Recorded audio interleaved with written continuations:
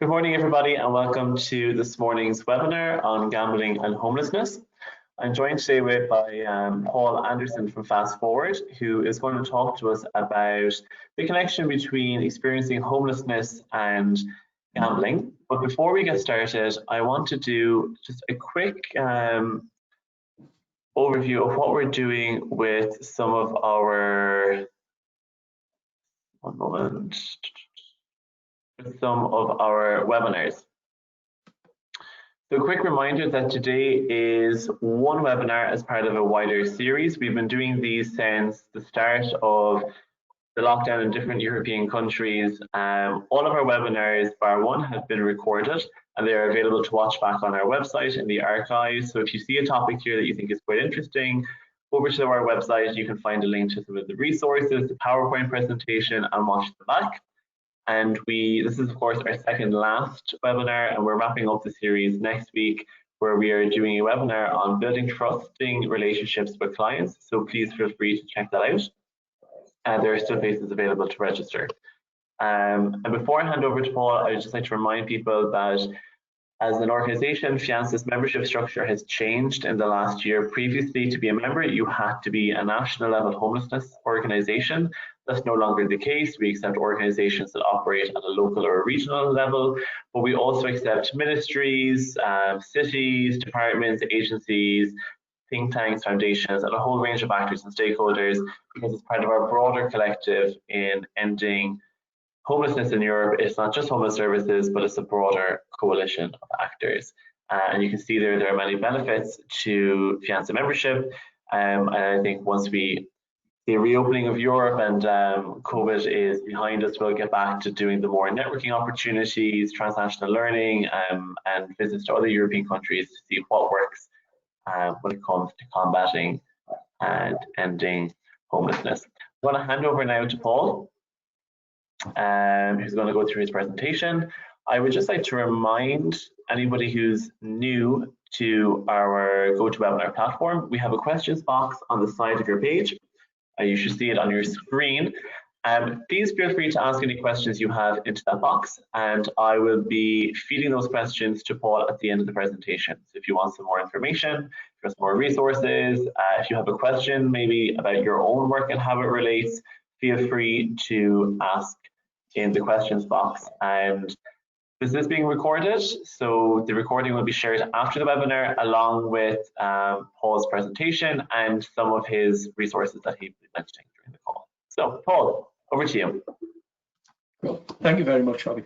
Can you see my screen just before you off? Yeah, we can see your screen and we can see you, so it's all going well. That's great, thanks very much. Okay, so thanks very much for having me along today. My name is Paul Anderson. I'm from Fast Forward. We are a national youth work organisation based down in Edinburgh, with by and for young people with the health and well-being of everything that we do. So today I'm going to talk a little bit about gambling and homelessness. So when we're talking about gambling, what we mean is, this is the definition we've got for gambling. Gambling is taking part in a game during which you risk money or something of monetary value in order to win a money or a prize. The outcome of the game is usually down to chance, so when gambling, you might leave with less money than you started with, or sometimes nothing at all. And when we're saying risking money or something of material value, monetary value, I used to work in a prison, Beaumont Young Offenders here, and the young lads there weren't allowed cash.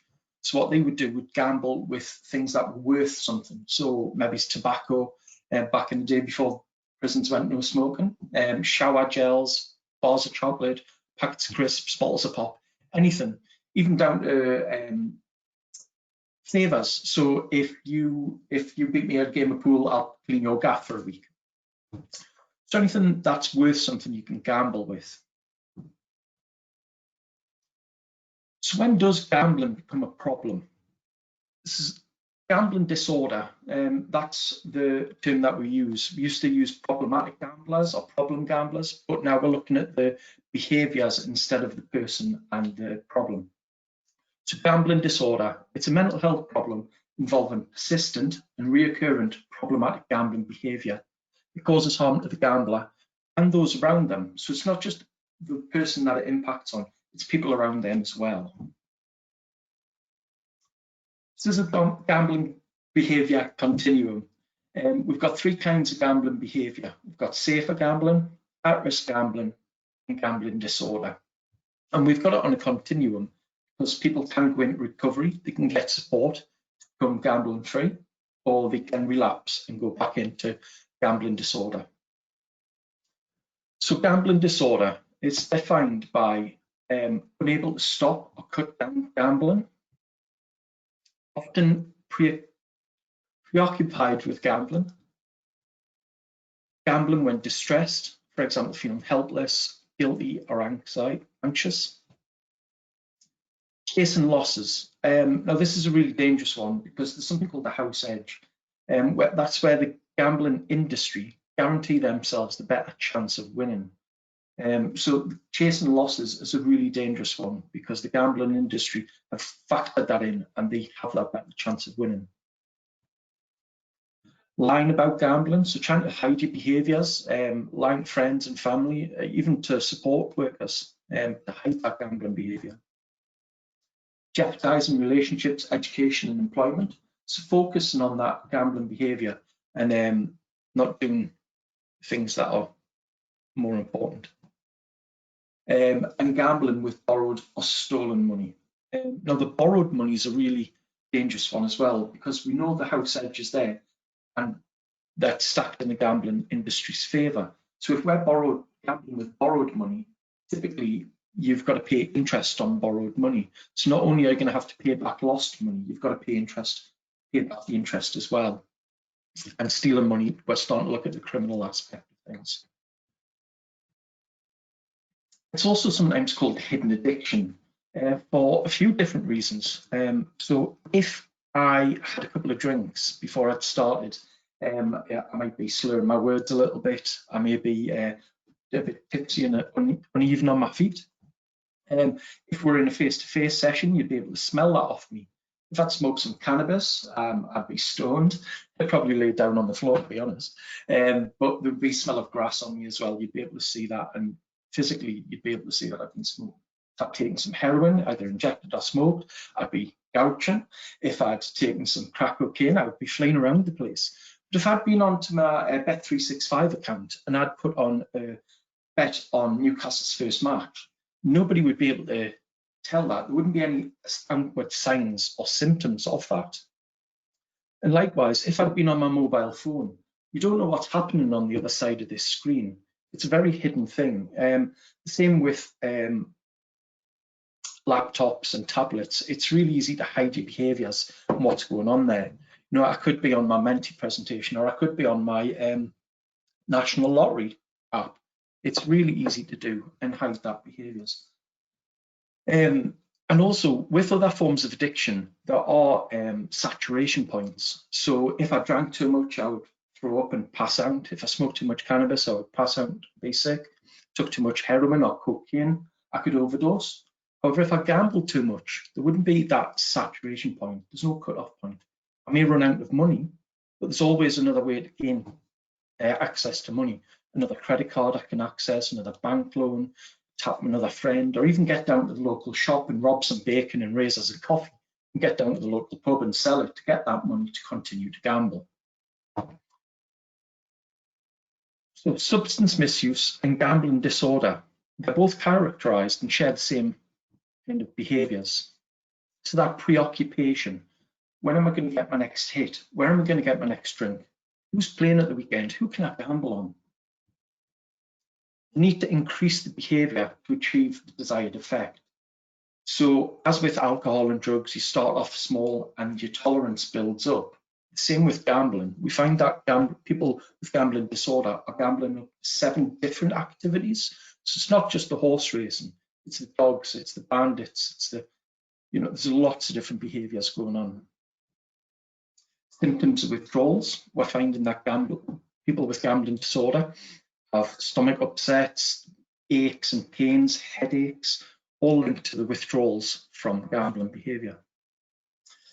And the loss of important social activities or employment, stepping away from friends and family, stopping going to work and focusing on that gambling behaviour. Prevalence of gambling disorder.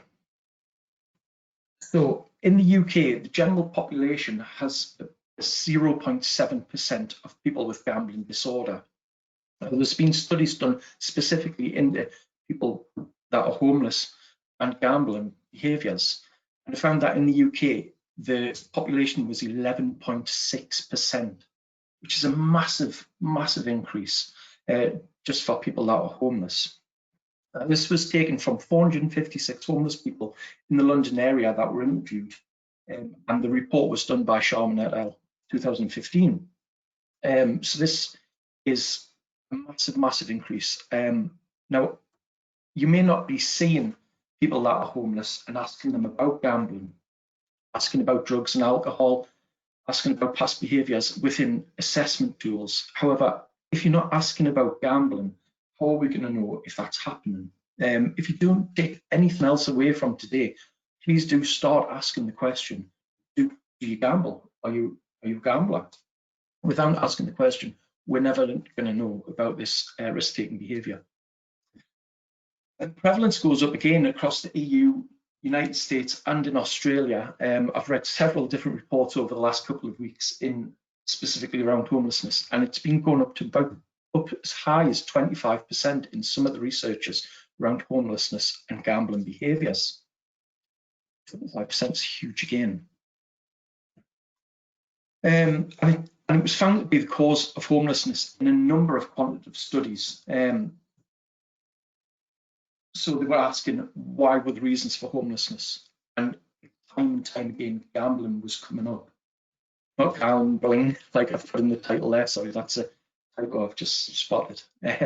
So yeah, ask the question. I think that's the most important thing we need to do, is start ask the question if we're not already doing that. We know that people are gambling.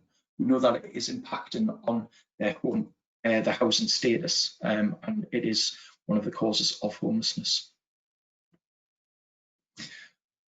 It's a sobering fact that 1 in 5 individuals with gambling disorder attempt suicide, and that's twice the rate of other forms of addiction.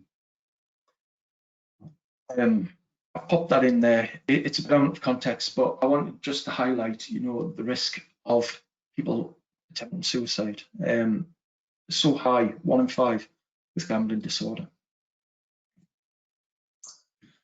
So now that we know homeless people are gambling, why do they gamble? What is their motivations for gambling?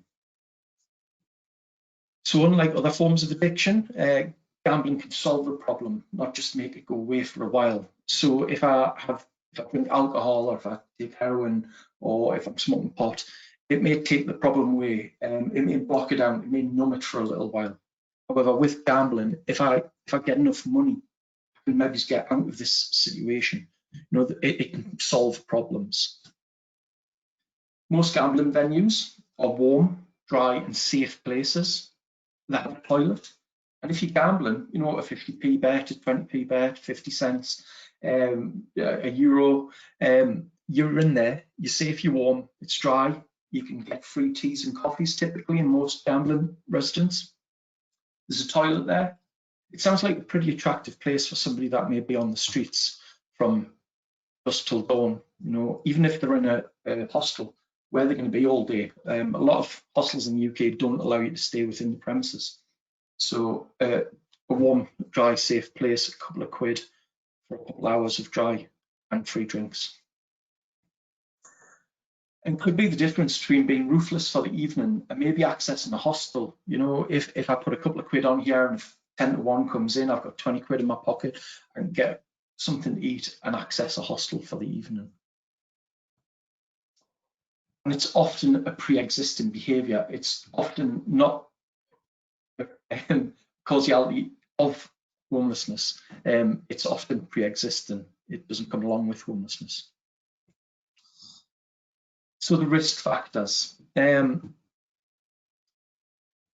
So these are risk factors for people to have gambling disorder. It doesn't mean that everybody that ticks all these boxes is going to be a gambler or have gambling disorder. It just puts them in the at-risk group. So being male, poor academic performance, problematic use of drug and alcohol, a regular smoker, having depression, impulsivity, parental gambling behaviours. So if your parents have been gamblers, it's more likely that you're going to gamble. Hyperactivity, involvement in gambling from a young age, and experience a win early on. Now just take a couple of minutes and think about some of the clients that you're engaging with, people that you're seeing day to day, week in, week out. Do these sound like some of the people that would be ticking some of these boxes? Working with people from disadvantaged backgrounds, working with people that may be homeless at this point, may be ticking a few of these boxes. So again, that gambling may be higher in our cohort. Access and treatment. So 9.1, that's less than 1 in 10 people with gambling disorder actually access treatment, go and seek help. And that's compared to 1 in 5 with alcohol dependency issues. And statutory gambling support has only become widely available in the UK in the last year. Up in Scotland, it is just starting to come up here now. It's something that is slowly being recognised as becoming an issue. It has become a public health issue in the UK. The government have recognised that and are starting to put some legislation in place to keep public safe from gambling harms. It is a growing issue, and it is something that is starting to be recognised as such, which is really good. And hopefully you're seeing the same across Europe as a wider issue. So keeping safe. So now we know it's an issue and we know that people are doing this. How can we keep them safe? So don't think of gambling as a way to make money. We know the house edge is against us. We know the gambling industry make these games so they've got the higher percentage chance of winning. So thinking of it as a way to make money is quite dangerous. Only gamble with what you can afford to lose. So if you've got a couple of quid spare, would that be appropriate to spend on gambling, or would it be something you might want to buy a soup and a roll with? No, it could be the difference between eating and not eating for the day. Set and stick to limits, and that's both of time and money. If you've got £10 for your gambling, then that's how much you set aside for your gambling. Don't spend it and go, oh, but I've got 2 quid. I could just get that in there. You know, I could just push that 2 quid. It's about setting your limits and sticking to them. And like I say, time as well. It's really important to set your time limits. So I'm going to gamble for the next hour, and then I'm going to step away from it. I need to take that break. And chasing your losses. Again, that house edge is stacked up against us, and especially if you're gambling with borrowed money as well. Avoid gambling when you're feeling emotional, so not as a way to cope with negative feelings, or even when you're high and happy. We find that bipolar issues tie greatly into gambling as well, matching the highs and the lows of the emotions. Balance and gamble with other activities. If people are going to gamble, then it's about having that healthy lifestyle balance, having other activities that you do enjoy. So going out playing football, going out getting your nails did, your hair done, and gambling with your limits stuck. Taking frequent breaks, making sure that you're not spending prolonged time gambling. And don't gamble with credit. Again, that percentage of borrowed money with the interest added on is really dangerous. So Lincoln University have done a specific piece of work around gambling and homelessness. They've developed an information sheet, screening tool, and resource sheet. I have given Robbie the link to that, and he can send that around. It's a really good tool to work with homelessness directly and addressing that gambling issue. There's some really good reading in, really good information in there, and some really powerful and impactful statistics as well. Do have a read of it and have a look and consider using it. We've got the Gambling Education Toolkit. That is something that Fast Forward and the Gambling Education Hub have produced. It's an online tool. Don't worry about scribbling down that HTTPS. Robbie will send you out the links to that. We've got over 25 different games and activities aimed to engage young people in gambling education. These games can be done on a one-to-one basis. They can do in a group work. They can be done on the street if you're doing detached work. And I'm saying that they're aimed at under 25s. If you're working with an older cohort as well, don't worry about that. I love playing games myself still. And these games they're not patronizing, they're not aimed at young people. It's about giving that information over in an easy and accessible way, and it is usable for all people. Again, lots of information in there, really good resource. Please do have a look at it and take some time to read it. Thank you. I've fired through that a little quicker than I thought I might. I will open up now. If anybody does have any questions, I shall go back to Robbie. Perfect. Okay, thanks very much, Paul. I think super interesting presentation. And even before we came on, we were discussing that it's not really a topic that, as an organisation, Fianza has given a lot of attention to in the past. And it's great to see that there is research out there, because often the biggest problem we have as a sector is the lack of research. And we hear things, through the grapevine, and we hear things on the ground from social workers. But it's great to have that research to say this actually is a problem, both in the UK but also across the EU. And we'll definitely be sharing a lot of those research and studies and the toolkits in the follow-up. If anybody has a question, please feel free to put it into the box, and I'll be able to put it to Paul. Paul had a first question, and you kind of addressed it towards the end. When we talk about addictions more broadly, we often talk about harm reduction as a way, particularly we'll say with alcohol or drug use. Is harm reduction something that you advocate for with the gambling disorder? I think towards the end we talked about limiting your time and your money and how to be safer. You didn't say harm reduction, but it felt like those are the type of approaches you would take. Absolutely. Fast Forward is a harm reduction service, and that is how we approach it.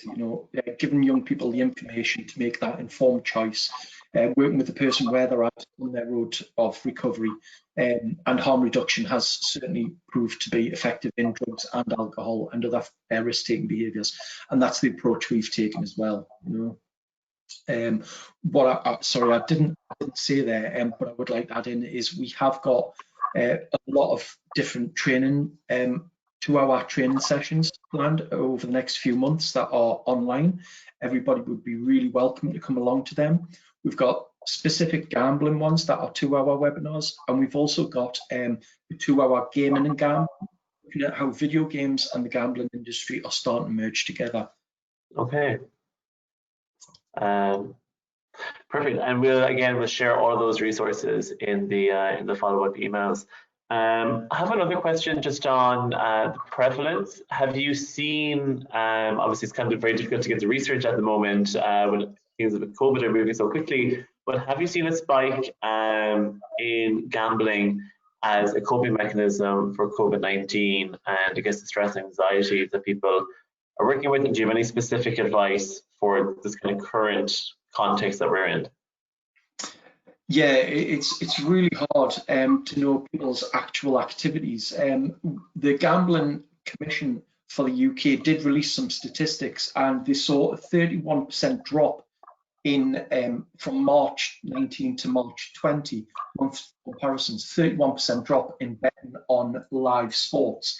However, 41% went up on overall on online behaviours for gambling.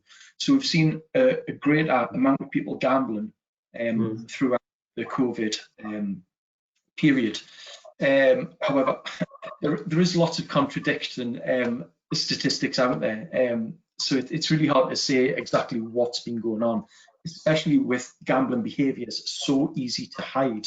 You can use hidden browsers, you can delete your history, you can just use dark web gambling sites as well, you know, and unregulated gambling sites. So like skin betting from computer games, where you can gamble with the skins that you get to look different. You can go onto third-party websites and gamble with them, which is Okay. growing young people.